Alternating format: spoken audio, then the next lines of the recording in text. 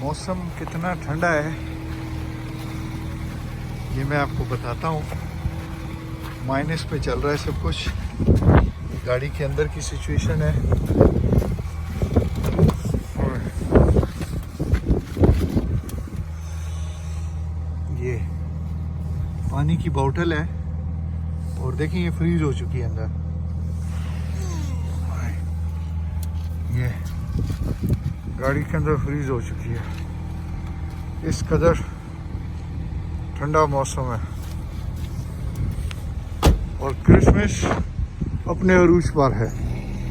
सारा क्रिसमस अपने अरूज पर है। और ये पानी की बोतल जो कि बिल्कुल बर्फ हो गई है। Oh my God, -20, 25। Happy Christmas.